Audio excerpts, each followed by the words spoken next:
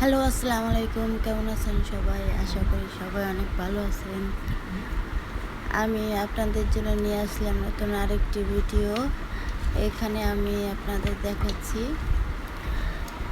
ছাগলের পা অথবা মাটন পায়া, যেটাই বলি না কেন, আজকে ওইটাই আমি রান্না করব। তো এখানে ছাগলের পায়াগুলো প্রথমে আমি লেবু এবং লবণ দিয়ে 10 মিনিট মাখিয়ে রাখছিলাম।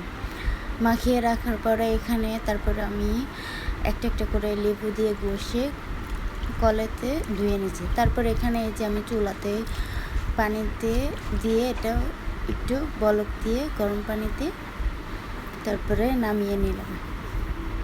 এখন এই তো আমি পাতিলে তেল দিয়ে দিলাম। পাতিলে পরিমাণ মতো তেল দিয়ে দিচ্ছি।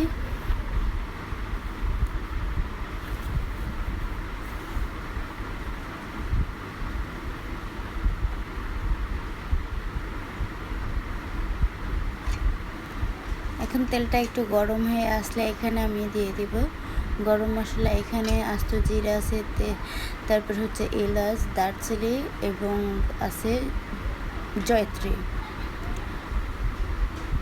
এটা দিয়ে তারপরে এখানে আমি কিছু তেজপাতা দিয়ে দিলাম। 2টা তেজপাতাকে আমি মাঝখান দিয়ে টুকরা করে দিয়ে দিলাম। তারপর এই মশলাগুলো আমি এখন একটু ভেজে নেব। মশলাগুলো ভাজা হয়ে যাওয়ার পর আমি এখানে পেঁয়াজ দিয়ে দিলাম, পেঁয়াজ কুচি। এখন পেঁয়াজ কুচিটাও আমি একটু ভেজে নিচ্ছি। পেঁয়াজ কুচিটা একটু হালকা ভাজা হয়ে আসার পরে এখানে আমি এখন দিয়ে দিয়েছি আদা রসুন পেস্ট।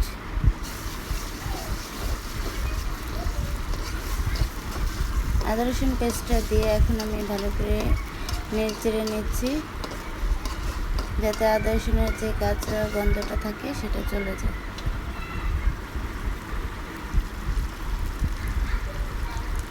এখন এখানে আদা রসুনগুলো একটু ভাজা হয়ে গেলে এখন আমি এখানে দিয়ে দিলাম গুঁড়া মশলা। প্রথমে এখানে আমি দিয়ে দিলাম মরিচের গুঁড়া,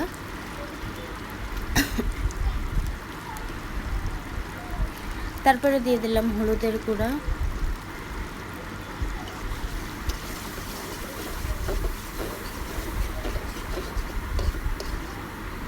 তারপরে এখানে একটু নেড়েচেড়ে নিয়ে এখানে দিয়ে দিলাম পরিমাণ মতো লবণ।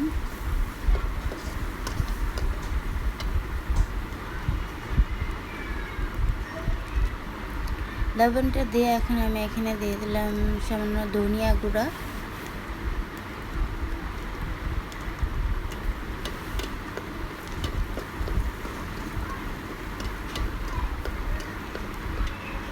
এখন আমি এখানে একটু পানি দিয়ে মশলাটা ভালো করে কষিয়ে নেব।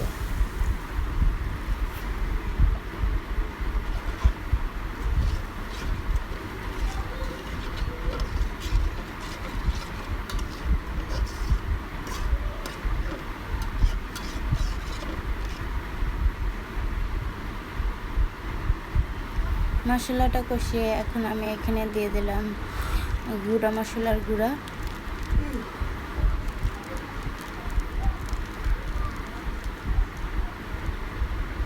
গরম মশলার গুঁড়াটা দিয়ে আমি একটু নেড়ে নিচ্ছি। এখানে এই তো আমার মশলা কষানো প্রায় হয়ে গেছে, তেলটা উপরে চলে আসছে। এখন এই তো আমার এই পায়াগুলো ধুয়ে রেখেছি, সেই পায়াগুলো এখন আমি দিয়ে দিলাম মশলার ভিতরে। পাতিলে পায়াগুলো আমি দিয়ে দিলাম।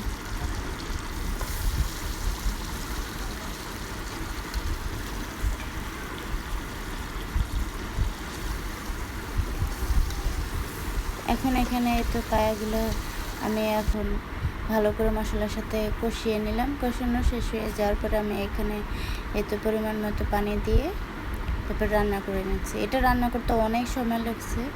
আমি সন্ধ্যার টাইমে বসাইছি, সেই রাত 1টা না যেন 2টা বাজে এটা রান্নাটা কমপ্লিট হয়েছে। কারণ আমি পুরো শটটা নিতে পারি নাই। এতে ফাইনাল রেজাল্ট আমার পায়া রান্না শেষ।